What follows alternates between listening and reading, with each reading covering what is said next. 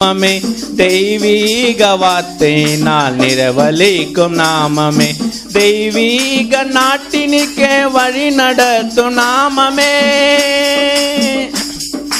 தெய்வீக நாட்டினுக்கே வழி நடத்தும் நாமமே தோல்வியில்லா வாழ்க்கைக்கு தேவை இயேசு நாமமே என்ன மதுரமே என் இயேசு நாமமே தேனினும் இனிமையான தெவிட்டாத மதுரமே என்ன மதுரமே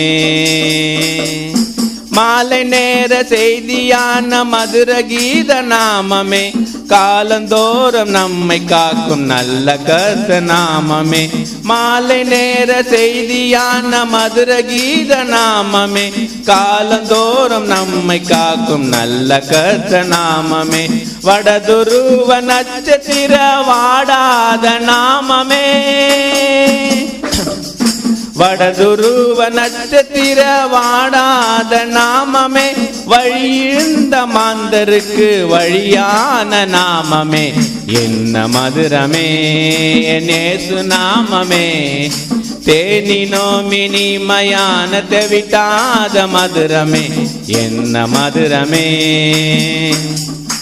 ராஜரீக ராஜாவாம் ராஜனேசு நாமமே ரட்சணத்தின் சந்தோஷம் சமாதான நாமமே ராஜரீக ராஜாவாம் ராஜனேசு நாமமே ரட்சணத்தின் சந்தோஷம் சமாதான நாமமே இறப்பில்ல வாழ்வளித்த இறப்பில்ல நாமமே இறப்பில்ல வாழ்வளித்த இறப்பில்ல நாமமே கழுகை போல பறந்து செல்லும் பாக்கியம் அளித்த நாமமே என்ன மதுரமே என் இயேசு நாமமே தேனினும் இனிமையான தெவிட்டாத மதுரமே என்ன மதுரமே. ஆமென். நாம் இரண்டாவது பாடலாக மனவாட்டி கீதங்கள் 46வது பாடல் எண்.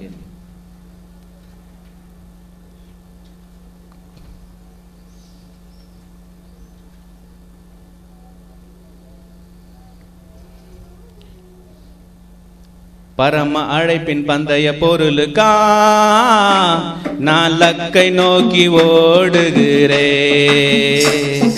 பரம அழைப்பின் பந்தய பொருளுக்கா நான் லக்கை நோக்கி ஓடுகிறே நான் ஓடுகிறே என் நேசருக்காய் நான் ஓடுகிறே நான் ஓடுகிறேன் பெண்ணாம் செய்தியிலே நான் ஓடுகிறே அல்லேலூயா அல்லேலூயா அல்லேலூயா அல்லேலூயா அல்லேலூயா அல்லேலூயா அல்லேலூயா அல்லேலூயா அசைவில்லாத ராஜ்யம் நோக்கியே நான் அச்சமின்றி ஓடுகிறே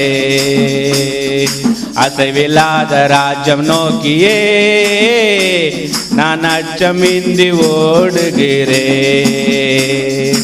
அசதி இல்லை ஒரு அயவும் இல்லை ஆவலுடன் நான் ஓடுகிறேன் அசதி இல்லை ஒரு அயவும் இல்லை ஆவலுடன் நான் ஓடுகிறேன் அல்லேலூயா அல்லேலூயா அல்லேலூயா அல்லேலூயா அல்லேலூயா அல்லேலூயா அல்லேலூயா அல்லேலூயா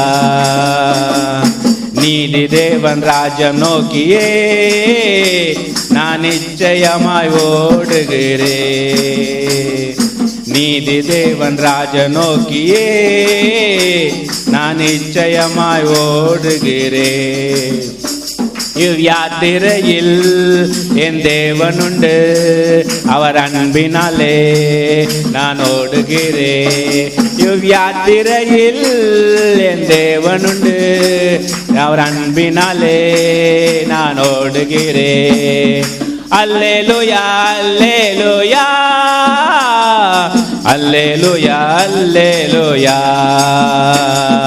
அல்லேலூயா அல்லேலூயா அல்லேலூயா அல்லேலூயா. காலேபு யோசுவாவை போல் நான் கருத்தாய் ஓடுகிறேன்.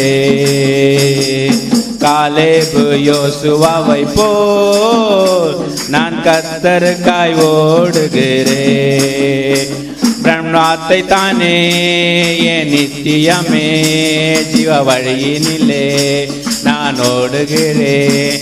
பிரணவார்த்தை தானே என் நித்தியமே ஜீவ வழியினிலே நான் ஓடுகிறேன்.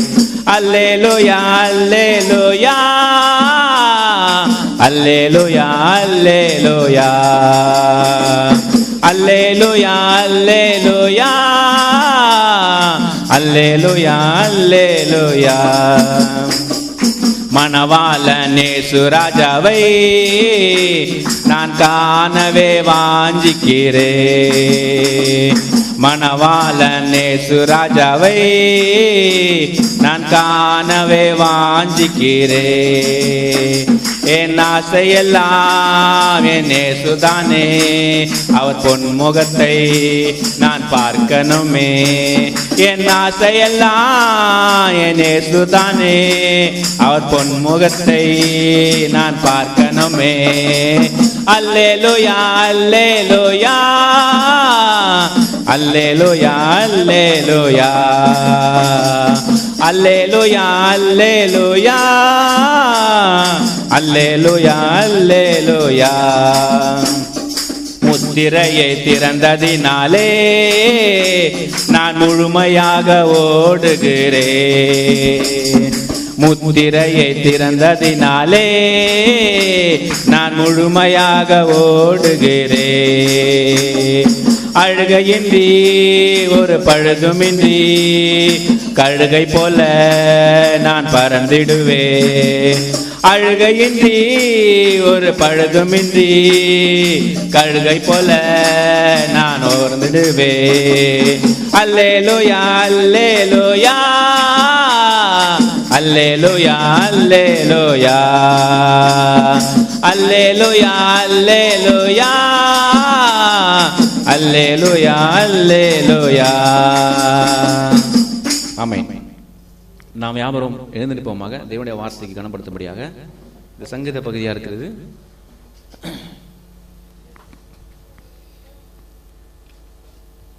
சங்கீதம் 40 நாம் யாவரும் சபையோட முறைமையின்படி நாம் யாவரும் வாசிப்போமாக. சங்கீதம் 40 பக்கம் 694 பழைய ஏற்பாடு.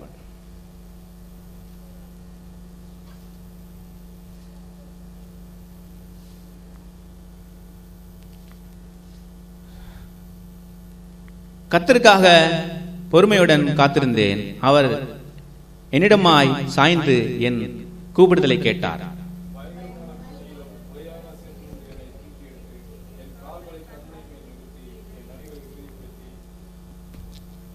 தமது தேவனை துதிக்கும் புதுப்பாட்டை அவர் என் வாயினாலே கொடுத்தார். அநேகர் அதை கண்டு பயந்து கர்த்தரை நம்புவார்கள்.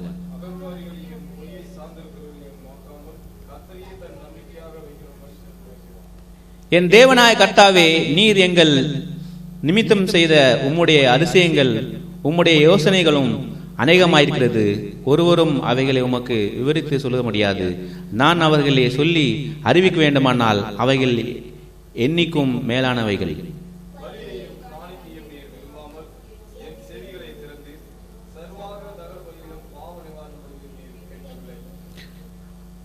அப்பொழுது நான் இதோ வருகிறேன், புஸ்தக சுரில் என்னை குறித்து எழுதியிருக்கிறது.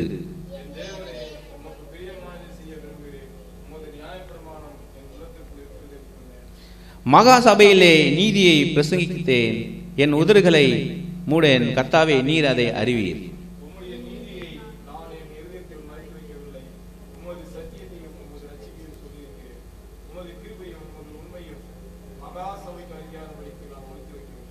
கர்த்தாவே, நீர் உம்முடைய இரக்கங்களை எனக்கு கிடையாமல் போக பண்ணாதையும், உமது கிருபையும் உமது உண்மையும் எப்பொழுதும் என்னை காக்க கடவது. துன்பங்கள் என்னை தொடர்ந்து பிடித்தது. நான் நிமிர்ந்து பார்க்க கூடாது இருக்கிறது.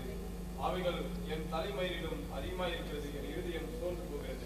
கர்த்தாவே என்னை விடுவித்தருளும். கர்த்தாவே எனக்கு சகாயம் பண்ண தீவிரியும். என் பிராணனை அழிக்க தேடுகிறவர்கள் ஏகமாய் வெட்டினாரே. எனக்கு தீங்கு செய்ய விரும்புகிறவர்கள் பின்னிட்டு லட்சியடைவார்களாக.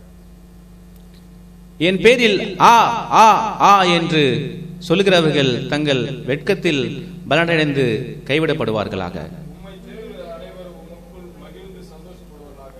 உம்முடைய ரட்சிப்பை விரும்புகிறவர்கள் கர்த்தருக்கு மகிமை உண்டாவதாக என்று எப்போதும் சொல்வார்களாக. நாம் யாவரும் சேர்ந்து சொல்லுவோமாக. நான் சிலுமையும் எளிமையும் கர்த்தாவே என் மேல் நினைவாயிருக்கிறீர். தேவர் என் துணையும் என்னை விடுவிக்கிறோமாயிருக்கிறீர். என் தேவனே தாமதையும். ஆமென். நாம் யாவரும் உட்காருமாக.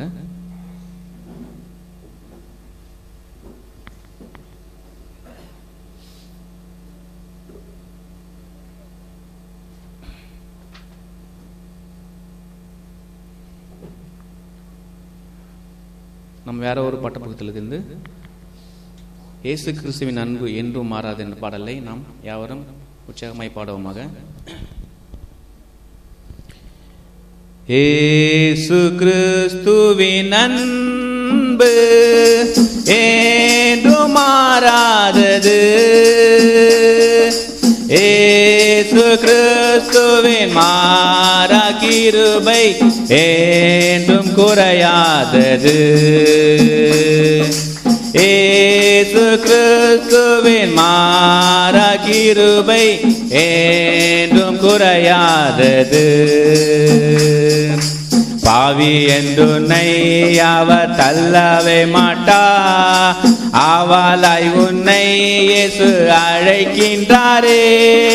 பாவி என்றுன்னை அவர் தள்ளவே மாட்டா. ஆவாலாய் உன்னை இயேசு அழைக்கின்றாரே.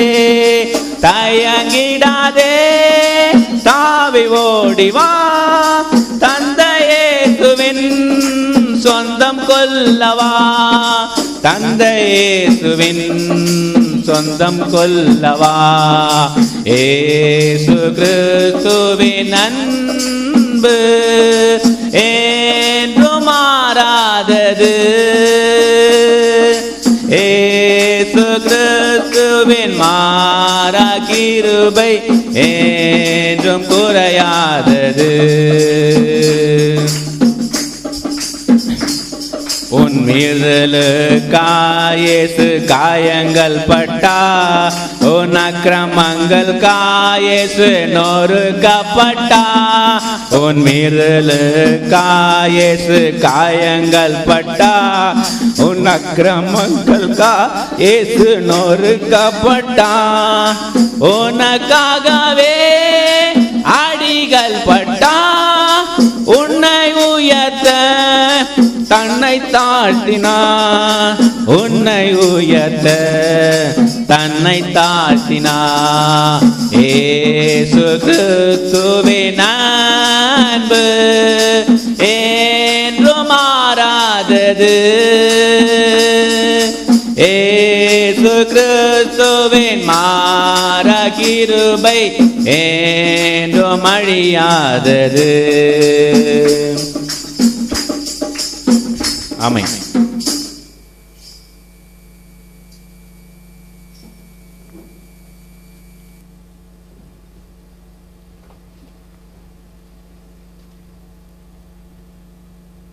நம்ம சின்ன ஒரு கோரஸ் பாடி நம்ம பேசிக்கலாம். ஓ தேவனுக்கு மகிமை தூக்கி எடுத்தா. என்னை தூக்கி எடுத்தாரேசு. தம் கரத்தை நீட்டி ரட்சித்தாரே. ஓ தேவனுக்கு மகிமை. நானே சுவை நேசிக்கிறேன். நன்மேலும் நேசிக்கிறேன். ஆகாரையில் நான் என்று அவரை ஏந்தேண்டு வாஞ்சிப்பேன். ஆகாரையில் நான் என்று அவரை ஏந்தேண்டு வாழ்த்துவேன். ஆமென்.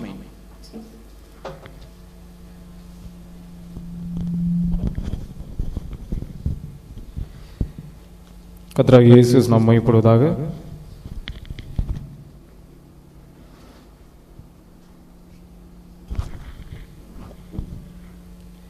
கர்த்தராகிய இயேசு கிறிஸ்து நாமத்தினாலே அனைவருக்கும் வாழ்த்துதல்கள். நாம் இப்பொழுது வேதத்திலிருந்து ஒரு பகுதியை வாசிப்போம். ஏசாயா 53வது அதிகாரம், பழைய ஏற்பாட்டிலே பக்கம் 860. ஏசாயா 53வது அதிகாரம், பழைய ஏற்பாட்டிலே பக்கம் 860. எங்கள் மூலமாய் கேள்விப்பட்டதை விசுவாசித்தவன் யார்? கர்த்தருடைய புயம் யாருக்கு வெளிப்பட்டது?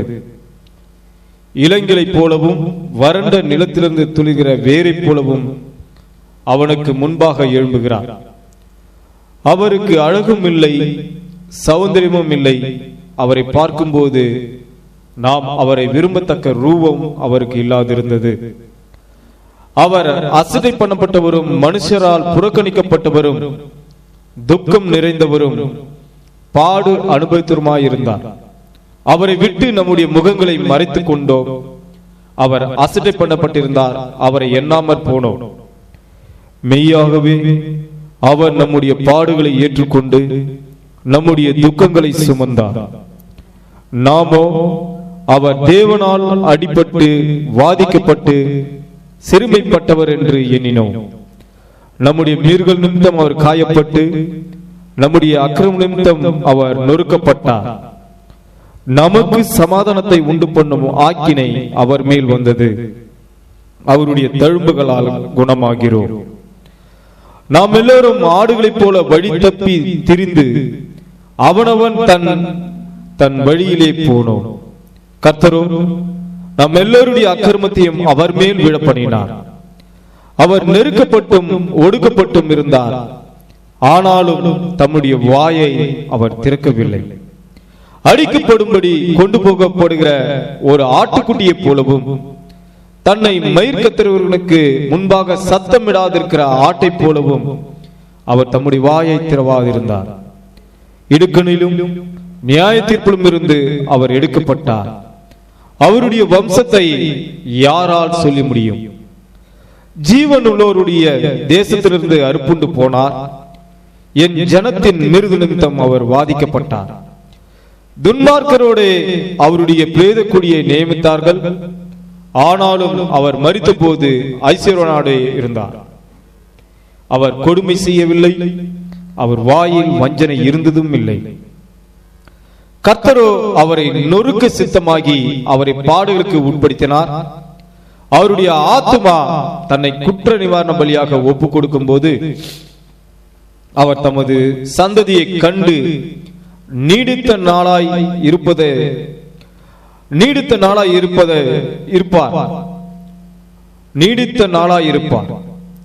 கர்த்தருக்கு சித்தமானது அவர் கையினால் வாய்க்கும்.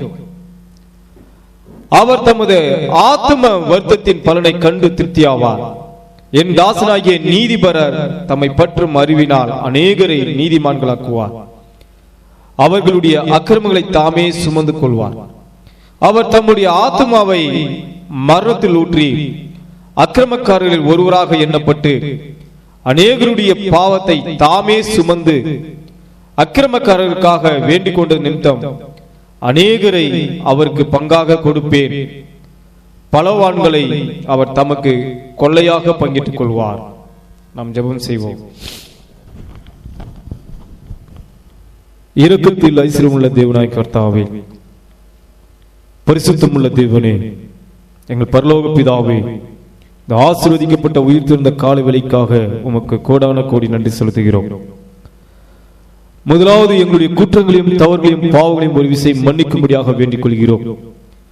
எங்களுடைய ஜெபங்கள் உம்முடைய சமூகத்திலே வராதபடிக்கு தடை செய்கிற ஒவ்வொரு அந்தகார பிசாசுகளையும், வானமண்டல பொல்லாத ஆவிகளையும், அசுத்த ஆவிகளையும், பாதாளத்தில் கட்டப்பட்ட பிசாசுகளையும் நசனாகிய இயேசு கிறிஸ்து நாமத்தினாலே கட்டி ஜெபிக்கிறோம்.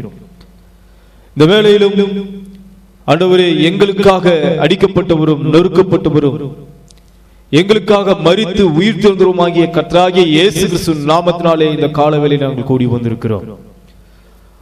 ஆண்டவரே, உம்முடைய பலியானது உம்முடைய இரத்தமானது இந்த கால வேளையிலே எங்கள் ஒவ்வொருவருக்காகவும் பரிந்து பேசிக் கொண்டிருக்கிறது என்று பார்க்கும்போது ஆண்டவரே உமக்கு நன்றி செலுத்துகிறோம். இந்த வேளையிலும் கூட கூடி வந்திருப்பவர்களையும் இணையதளத்தில் இணைக்கப்பட்டவர்களையும் கூட நாங்கள் நினைவுகிறோம் கர்த்தாவே. இந்த வேளையிலே கர்த்தாவே உலகெங்கும் உம்முடைய நாமத்தை தொழுது கொண்டிருக்கிற ஆண்டவரே, உம்முடைய சிந்தையிலே முன்குறிக்கப்பட்ட வித்துக்களாகிய உம்முடைய பிள்ளைகள் எங்கே ஆண்டவரை ஜெபித்துக் கொண்டிருந்தாலும், அவர்கள் எங்கே இருந்தாலும் ஆண்டவரே, நீர் தாமே அவர்களை பாதுகாத்து வழிநடத்தும்படியாக உம்முடைய கரத்திலே ஒப்புவித்து ஜெபிக்கிறோம். நீர் ஒருவரே தேவன் என்பதை ஆண்டவரே ஒவ்வொருவரும் அறிந்து, நீர் மாறாத தேவன் என்பதை கர்த்தாவே ஒவ்வொருடைய ஜீவித்திலும் கண்டு உம்மை அவர்கள் இருக்கின்ற இடத்திலேயே உம்மை ஆராதித்து துதித்து மகிழ்வார்களாக. ஆண்டவரே, ஒவ்வொருடைய வாழ்க்கையின் பிரயாணத்திலே ஆண்டவரே நீர் எவ்வளவு நல்லவராக இருந்து, நீர் ஆண்டவரே எவ்வளவு இனிமையானவராக இருந்து ஒவ்வொரு குடும்பங்களையும் ஆசீர்வதித்து வழிநடத்திக் கொண்டு வந்திருக்கிறீர் என்று பார்க்கும்போது உம்முடைய கிருபை பெரிதாக இருக்கிறது. ஆண்டவரே, நாங்கள் ஒவ்வொருவரும் உம்முடைய நன்மை புசித்தவராக இந்த காலவெளியிலே கூடி வந்திருக்கிறோம். வந்திருக்கிற ஒவ்வொருவரையும் ஆசீர்வதியும், இணைக்கப்பட்டவர்களை ஆசீர்வதியும்.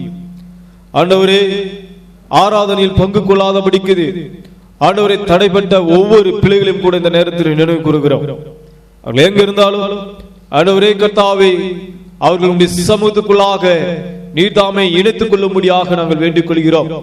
ஒருவேளை அவர்கள் வியாதியாக இருந்தால் இந்த நேரத்தில் உம்முடைய சுகமளித்தலின் கர்த்தாவே தன்மையை, அந்த ஆசீர்வாதத்தை நாங்கள் இங்கிருந்து அனுப்புகிறோம். அவர்கள் சுகமடைந்தவர்களாக காணப்பட கிருபை செய்யும். இப்பொழுது மாணவரை எங்களிடத்தில் வந்த ஒவ்வொரு ஜெப விண்ணப்பத்தையும் கூட நினைவு கூறுகிறோம். எல்லாருடைய ஜெபத்தையும் கேட்டு ஆண்டவரே நீர் தாமே மகிமை பொருந்தவராக அவர்களுடைய வாழ்க்கையிலே காணும்படியாக, அவர்களை ஆசீர்வதிக்கும்படியாக இந்த வேலையிலே வேண்டிக் கொள்கிறோம். எங்களுக்கு இம்மட்டுமாக நீர் செய்த எல்லா விதமான நன்மைகளுக்காக நன்றி செலுத்துகிறோம். நாமம் மகிமைப்படட்டும். எல்லா துதி கன மகிமையாவும் உம் ஒருவருக்கே செலுத்துகிறோம். கர்த்தராகிய இயேசு கிறிஸ்து நாமத்தில் யாவற்றை வேண்டிக் கொள்கிறோம். ஆமென். உட்காருவோம்.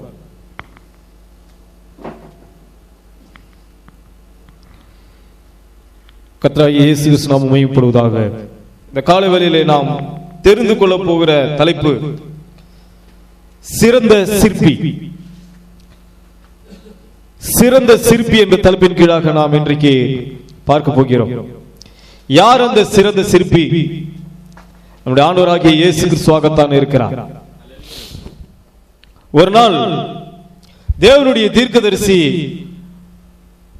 ஒரு சபையின் வழியாக அவர் கடந்து செல்றார். ஒரு சபையின் வழியா போகும்போது அங்க ஒரு அருமையான ஒரு சகோதரி வேதத்தை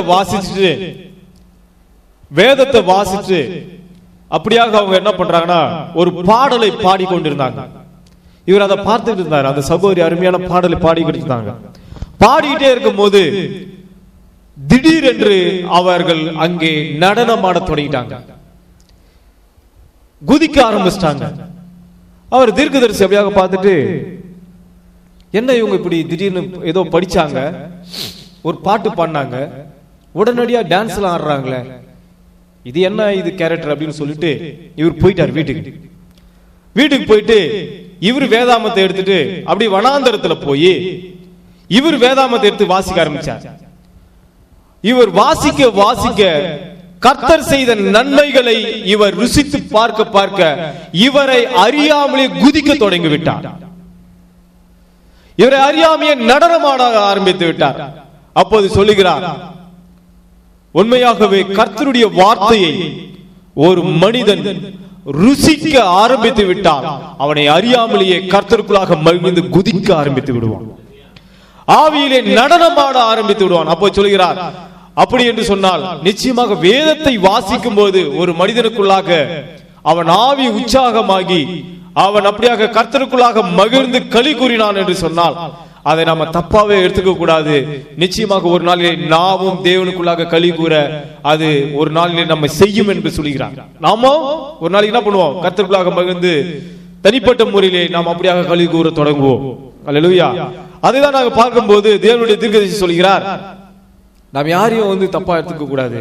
இந்த வேதாமத்தை வாசிக்கக்கூடிய நபர்கள் வினோதமான நபர்களாக காணப்படுகிறார்கள், விசித்திரமான நபர்களாக காணப்படுகிறார்கள். ஏனென்று சொன்னால், நமக்கும் தனிப்பட்ட முறையில ஒரு வேதாமத்தை எடுத்து வாசிக்கும் போது, அல்லது செய்தி புத்தகத்தை எடுத்து வாசிக்கும் போது, அல்லது கர்த்தருடைய பாடலை நாம் அப்படியாக அவரை மகிழ்ந்து பாடும்போது, நமக்கும் அந்த தனிப்பட்ட ஒரு அனுபவம் ஒன்று இருக்கும்.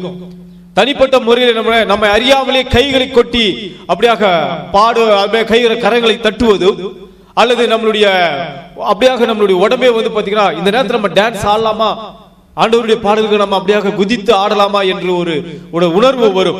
அதே போல வேதத்தில் இருக்கக்கூடிய வார்த்தையை வாசிக்கப்படும் போது நம் இருதயத்துக்குள்ளாக, ஓ, என்னை தேற்றுகிற வார்த்தை, என் தகப்பனுடைய வார்த்தை என்னை இவ்வளவாக உற்சாகப்படுத்துகிறேன் என்று நாம் அப்படியாக ஆவியிலே களி கூர்ந்து நாம் இருந்த அனுபவங்கள் உண்டு ஒவ்வொருக்கும். அல்லேலூயா. தனிப்பட்ட முறையில் நீங்கள் வேதத்தை அப்படியாக நீங்கள் வாசிப்பீர்கள் என்று சொன்னால், நீங்க பண்ண பாருங்க, உங்க எல்லாருக்கும் நான் சவால் கூட விடுறேன், நீங்க தனிப்பட்ட முறையில வேதத்தை கொண்டு போய் தனியா யாருக்கும் தெரியாம நீங்க தனியா உட்கார்ந்து வேதத்தை வாசித்து பாருங்கள். கர்த்தர் நல்லவர் என்பதை ருசித்து பார்த்தால் உங்களால் சும்மாவே உட்கார்ந்து இருக்க முடியாது. அல்லேலூயா. அதனால்தான் தேவனுடைய தீர்க்கதரிசி சொல்கிறார், ஒரு சபைக்குள்ளாக நீங்கள் ஆராதனைக்கு கடந்து வரும்போது கூட நீங்கள் கர்த்தருடைய வார்த்தையினாலே நீங்கள் அப்படியாக அதாவது உங்களால் ஊக்குவிக்கப்படுவீர்கள் என்று சொன்னார். தேவ ஆவியினாலே ஊக்குவிக்கப்பட்டால் உங்களால தேவனுடைய சந்தோஷத்தை நிறைவாக பெற்றுக் கொள்வீர்கள் என்று சொன்னால் நீங்கள் சும்மாவே உட்கார்ந்து இருக்க முடியாது அப்படி என்று சொல்லுகிறார். அல்லேலூயா. ஒரு சபையில பாத்தீங்கன்னா பிரசங்கம் பண்ணும்போது ஆமென் ஆமென் ஒரே சத்தம், ஆமென் ஆமென் என்று ஒரே சத்தம். தேவனுடைய தீர்க்கதரிசி இடத்துல அப்ப சில பேர் கேக்குறாங்க, என்ன பண்ணா உங்களுடைய கூட்டங்களிலே நீங்கள் பிரசங்கிப்பது வார்த்தையை கேட்க முடியாதபடிக்கு அநேக பேர் ஆமென் ஆமென் என்று கத்துக்கொண்டிருக்கிறார்களே, அது எங்களுக்கு வித்தியாசமான ஒரு காரியமாக இருக்கிறது, அது வினோதமான ஒரு காரியமாக இருக்கிறது என்று சொல்லும்போது, அது உங்களை தொல்லைப்படுத்தவில்லையா? நீங்க பிரசங்கம் பண்றீங்க, அவங்க ஆமென் என்று சொல்லும்போது அது உங்கள் பிரசங்கத்தை பேசாதபடிக்கு தடை செய்யவில்லையா என்று சொல்லும்போது அப்போது சொல்லுகிறார், அது என்னை தடை செய்யவில்லை, இன்னும் என்னை ஊக்கப்படுத்துகிறது என்று சொல்கிறார்.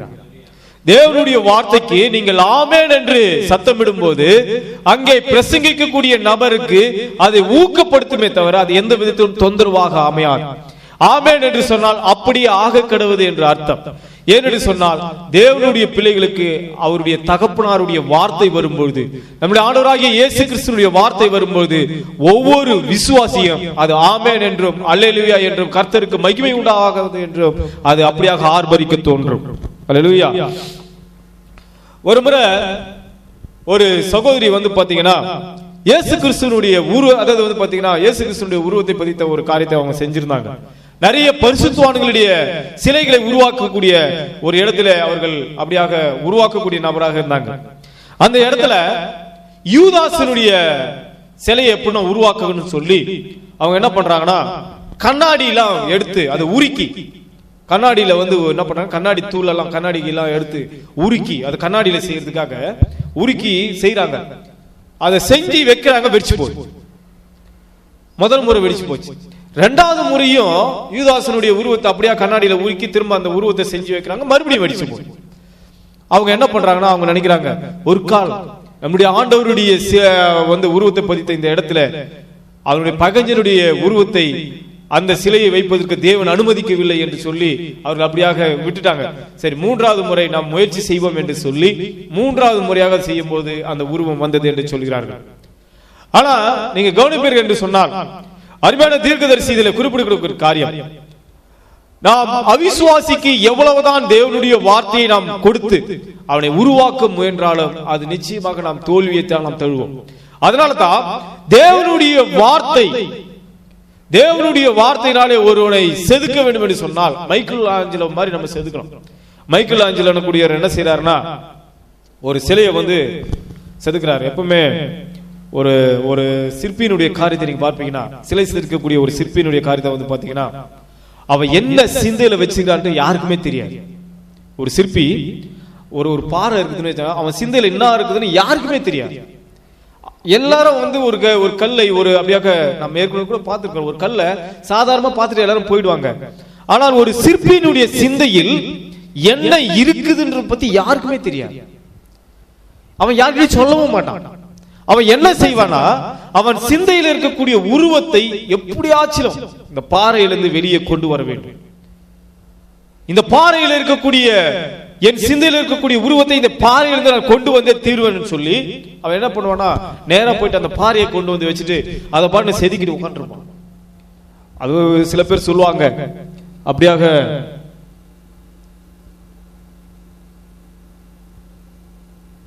சில பேர் சொல்லுவாங்க, அதாவது சிலையை வந்து பாத்தீங்கன்னா இவர் சிலையை செதுக்கும் போது நிறைய பேர் குறை கூட சொல்லுவான், இந்த பாறையை வச்சு ஏன்டா செதுக்கினுங்கிற, உனக்கு வேலை வெட்டி இல்லையா, வேற ஏதாவது வேலை பார்க்க வேண்டியதானே, இதை ஏன் உட்காந்து இதை போட்டு செதுக்கினுங்கிற, ஏன் அந்த கல்லை வேஸ்ட் பண்ற, அப்படியெல்லாம் சொல்லிட்டு இருப்பாங்க.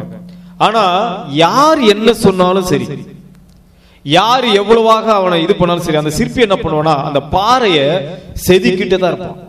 எது வரைக்கும் செதுக்குவான், அவன் சிந்தையில் இருக்கக்கூடிய உருவம் வரும் மட்டுமா அவன் செதுக்கி கொண்டே இருப்பான். அந்த வழியா போறவங்க கூட பார்த்துட்டு, என்னடா ரொம்ப நாளா அந்த கல்லை போட்டு உடைச்சிட்டு உக்காந்துக்கிற, என்னதான்டா உனக்கு பிரச்சனை, ஏன் அந்த கல்லை போட்டு இந்த அடி அடிச்சுனுங்கிற.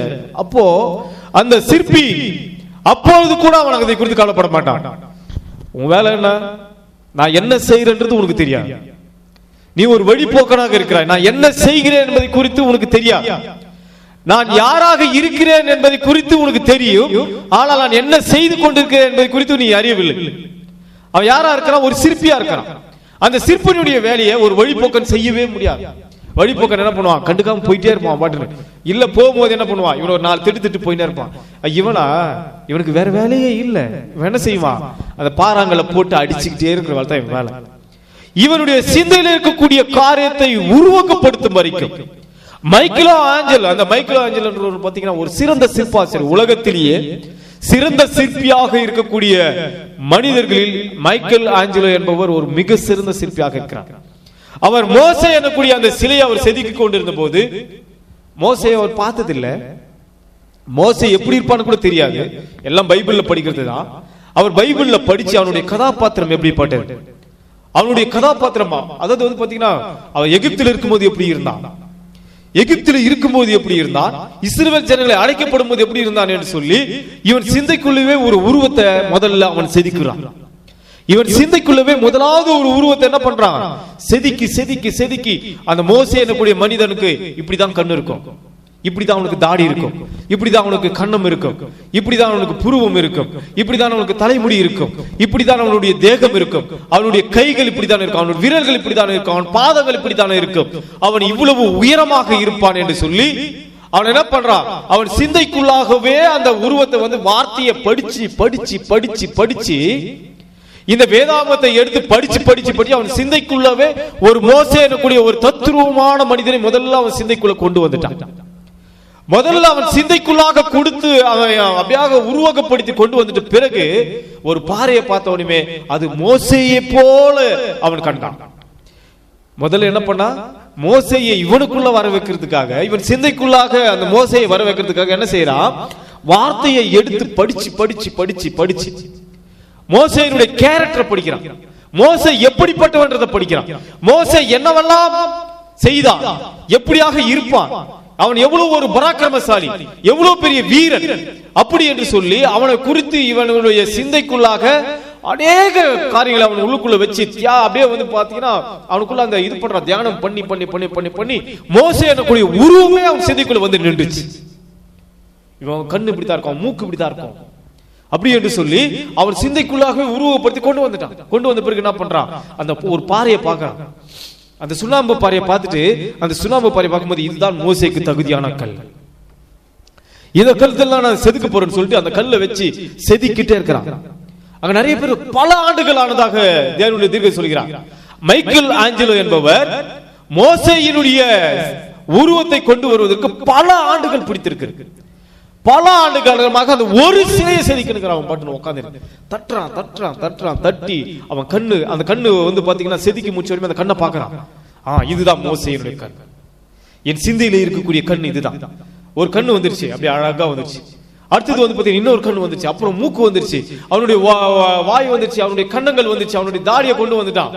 அப்படியே பார்த்தோமே அவன் சிந்தையில இருந்த உருவம் கொஞ்சம் கொஞ்சமா வருது, இவனுக்குள்ள அந்த உணர்ச்சி பொங்குது. அவன் பாக்குறான், இது வந்துருச்சு. அப்படியே செதுக்கி செதுக்கி செதுக்கி செதுக்கி செதுக்கி கடைசியா வந்து மோசையை உருவாக்கிட்டான். அவன் சிந்தைக்குள்ளாக உருவகப்படுத்தியிருந்த உருவம் தத்துரூபமா வந்து நின்றுச்சு. அப்படி பாக்குறான் அவன் சிந்தைக்குள்ள நினைச்சுதான் பாத்தீங்கன்னா அந்த உருவம் அவன் எப்படி எல்லாம் இருப்பான்னு. அந்த சிந்தைக்குள்ள இருந்த உருவம் அப்படியே தத்துரூபம் வந்தவனுமே இவன் பார்த்துட்டு மோசைய காட்சியில அவன் வார்த்தையை வாசி சிந்தைக்குள்ள வச்சிருந்துட்டான். இப்ப அவன் காட்சிக்கு வந்து பாத்தீங்கன்னா ஒரு சிலையை செதுக்கி வச்சுட்டான். பார்த்த உடனே இவனுக்கு என்ன ஆகி போச்சுன்னா உணர்ச்சி வசப்பட்டு பேசுடா மோசன் தூக்கி அடிச்சான். சுத்தி பேசு மோசேன்னு சொல்லி அடிச்சான். அடிச்ச உடனே அந்த தொடையில வந்து பாத்தீங்கன்னா ஏறக்குரிய 6 அங்குல அடிக்கு வந்து பாத்தீங்கன்னா குழி வந்துருச்சுன்றார். அந்த தொடையில பேசுன்னு சொல்லி அடிச்சான். அப்ப எந்த அளவுக்கு அவன் ரசிச்சு, எந்த அளவுக்கு அவன் சிந்தையில வந்து மோசையை உருவகப்படுத்தி வச்சிருப்பான், எந்த அளவுக்கு அவன் அதிலே மோசையை குறித்து அதிகப்படியான தியானத்தை கொண்டிருப்பான். தியானத்தை கொண்டிருந்து அவன் அந்த அளவுக்கு அந்த வார்த்தையை விசுவாசித்து மோசையை உருவகப்படுத்தி அந்த சிற்பிக்கு என்ன ஆச்சு, மோசை வந்துட்டான் அப்படின்னு சொல்லி என்ன பண்றான், ஓங்கி அடிச்சான். பேச மோசை அப்படின்னு. அந்த அளவுக்கு அவன் அந்த சிலையை செதுக்குவதிலே ரசனை உள்ளவனாக இருந்தான். அல்லேலூயா. ரசனை உள்ளவனாக அவ்வளவு அழகாக அந்த சிலையை கொண்டு வந்தான். அதே போலதான் தேவனும் ஒவ்வொன்றும் சிசித்து ஒவ்வொரு புல்ல முதல்ல என்ன பண்ணாரு, ஒரு புல்ல உருவாக்கினார். அப்படியே நிலத்தை உருவாக்கினார், அப்படியே புல்ல உருவாக்கினார். அப்புறம் பாத்தீங்கன்னா தவுக்கல, அப்புறம் மீன், அப்படியாக என்ன பண்றாரு சிருஷ்டிப்புகளை அப்படியே கொண்டு வர்றாரு. மிருக ஜீவங்கள், விலங்குகள் எல்லாவற்றையும் உண்டாக்கினார். எல்லாவற்றையும் உண்டாக்கினாலும் தேவனுக்கு வந்து பாத்தீங்கன்னா அவர் ஒரு சிறந்த சிற்பியாக இருக்கிறார் தேவன். ஆனால் அவர் சிறந்த சிற்பிலே அவருக்கு நல்ல ஒரு வேலைப்பாடு என்று சொன்னால், அவர் மீனை உண்டாக்குறது அவர் திருப்தி அடையவில்லை, அவர் மரங்களை உண்டாக்குறது திருப்தி அடையவில்லை, விலங்குகளை பறவைகளை உண்டாக்கிய தேவன் திருப்தி கொள்ளவே இல்லை. அவருடைய திருப்தி ஒவ்வொன்றையும் சிசித்து வந்த பிறகு அவருடைய திருப்தி எங்கே வந்தது என்று பார்த்தா கடைசி அவர் சொல்றார், நமது சாயலாகும் நமது ரூபத்தின்படியும் ஒரு மனுஷனை உண்டாக்குவோமாக.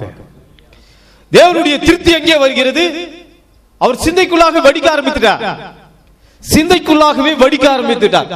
சிற்பியாக நம்மளுடைய சிறந்த சிற்பி ஆகிய நம்முடைய ஆண்டவராகிய இயேசு கிறிஸ்து தன்னுடைய சிந்தைக்குள்ளாகவே ஒரு மனிதனை சிசிக்க அவனை செதுக்க ஆரம்பித்துட்டார்.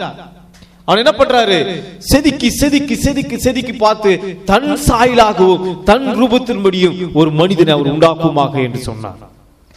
என்ன செஞ்சாரு, அப்படியாக உருவாக்குறார். உருவாக்கி ஆவியில உருவாக்கி வச்சிட்டார். ஆவியில என்ன பண்ணாரு, மனிதனை ஆளும் பெண்ணுமாக உண்டாக்கி வச்சிட்டார். அப்புறம் என்ன பண்ணாரு, தன் சிந்தையில இருந்த உருவத்தை அப்படியாக காட்சிக்கு கொண்டு வர்றதுக்கு, எல்லோரும் காணும்படியாக உருவாக்குறதுக்கு என்ன பண்ணாரு, தாம் உண்டாக்கின தான் சிசித்தவைகளிலிருந்தே அவர் என்ன பண்ண, செதுக்கிறதுக்கு எதனா ஒரு பொருள் வேணும்ல, செதுக்கிறதுக்கு ஒரு பொருள் வேணும்ல. அவர் எங்கே எதிலிருந்து செதுக்கினார் என்று சொன்னார், தாம் உண்டாக்கிய சிருஷ்டிகளில் இருந்தே அவர் செதுக்க ஆரம்பித்தார். அந்த செதுக்கும் போதுதான் மண்ணிலிருந்து மனிதனை உண்டாக்கினார். மண்ணிலிருந்து மனிதனை உண்டாக்கி அவர் சிந்தையில் இருந்த உருவத்தை அந்த மண்ணுக்குள்ளாக வைத்து அவர் சிறந்த வேலைப்பாடாக அவனை பார்த்தார். அல்லேலூயா. சரி, அத்தோட விட்டாரா அப்படின்னு பாத்தீங்கன்னா, அப்படி பாக்குறாரு. பார்க்கும்போது தன் சாயலாகவும் தன் ரூபத்தின்படியும் ஒரு மனுஷனை அவர் அங்க பாக்குறார். பார்த்துட்டு அப்படியே பார்த்துட்டு அவர் தனியா இருந்தாரு. அவருக்குன்னு என்ன பண்ணாரு, ஒரு மனுஷனை உண்டாக்கினார். தேவன் தனிமையில் இருப்பதை உணர்ந்து என்ன பண்ணாரு, தனக்காக ஒரு மனிதனை உண்டாக்கினார். பேசுறதுக்கு ஒரு மனிதனை உண்டாக்கினார். அப்போ அந்த மனுஷன் தனியா இருக்கிறத பார்த்தார். அந்த மனுஷன் தனியா இருக்கிறத பார்த்தார். உடனே என்ன பண்ணாரு, அந்த மனுஷன் தனியா இருக்க கூடாது என்று சொல்லி அவன் அயர்ந்த நித்திரை வர வைத்து அந்த சிறந்த எப்படி மைக்கேல் ஆஞ்சலோ எப்படி தொடையில் தட்டினாரு, பேசுறானு அதே போல இவனுடைய விழாவிலே ஒரு அடியை கொடுத்தான் ஆண்டவன். இவனுடைய விழாவிலே அவர் ஓட்டையை போட்டார். இவன் விழாவிலே ஓட்டையை போட்டு அதிலிருந்து ஒரு பொருளை எடுத்து, அதிலிருந்து ஒரு பொருளை எடுத்தார், எலும்பை எடுத்தார். அதிலிருந்து ஒரு விழா எலும்பை எடுத்து அவனுக்கு ஏற்ற துணையை அவர் உண்டாக்கினார். அவனுக்கு ஏற்ற துணையை உண்டாக்கினார். முதலாவது நாம் பார்க்கிறோம், அவர் மனிதனை சிருஷ்டித்த பிறகு அவரை அந்த 6வது நாளிலே மனிதனை உண்டாக்கின பிறகு அது பரிபூர்ணமாக நல்லது என்று கண்டான். அது ஒரு சிறந்த வேலைப்பாடாக அவர் பார்த்த உடனே அவர் என்ன பண்ணாரு? தம் சாயலாகும் தம் ரூபத்தின் மனுஷனை உண்டாக்கிட்டோம் என்று சொல்லி என்ன பண்ணாரு? 7ஆம் நாளிலே போய் அவர் என்ன பண்றாரு? ஓய்ந்திருக்க போகிறார். அல்லேலூயா. அவர் 7ஆம் நாளில் என்ன பண்றாரு? அவர் ஓய்ந்திருக்க போகிறார். அதுக்கு முன்பாக என்ன பண்றாரு? மனுஷனை அப்படியாக மண்ணிலிருந்து உருவாக்கி அந்த மண்ணுக்குள்ளாக அவர் என்ன பண்றாரு? மறுபடியும் அதுல ஒரு ஓட்டையை போட்டு அதிலிருந்து ஏவாளை தனியாக எடுத்து அவனுக்கு ஏற்ற துணியை உருவாக்கி சிறந்த வேலைப்பாடாக அவர்களுக்கு கொடுத்தார். கொடுத்து என்ன பண்ணாரு? எப்பவுமே வந்து பாத்தீங்கன்னா மைக்கேல் ஆஞ்சலோ கூட ஒரு சிலையை செதுக்கினார். சிலையை செதுக்கி அவர் எடுத்துட்டு போய் என்ன பண்ணல, ஒரு சந்துக்குள்ள வச்சிடலாம், அல்லது இந்த சிலையை செதுக்கி நம்ம போய் என்ன பண்ணலாம், மறைச்சு எங்கன்னா ஒரு வீட்டுக்குள்ள எங்க வீட்டு பின்னாடி எங்கன்னா போட்டு வைக்கலாம்னு யாரும் வைக்க மாட்டாங்க. எந்த ஒரு சிற்பியும் சரி, எந்த ஒரு கலைஞனும் சரி, அவங்க என்ன பண்ணுவாங்க? அவங்க செய்யற ஒரு தொழில், அவங்களுடைய கஷ்டப்பட்டு உழைக்கக்கூடிய ஒரு காரியம், அது அநேகருக்கு அது காட்சி பொருளா வந்தா தான் அவங்களுக்கு மரியாதை. எல்லா தொழில் செய்யறவங்களுக்கும் ஒரு வேலை செய்வார்கள் என்று சொன்னா அது ஒரு காட்சிக்கு வரும்போது தான் அவர்களை பற்றி 4 பேர் தெரிஞ்சுப்பாங்க.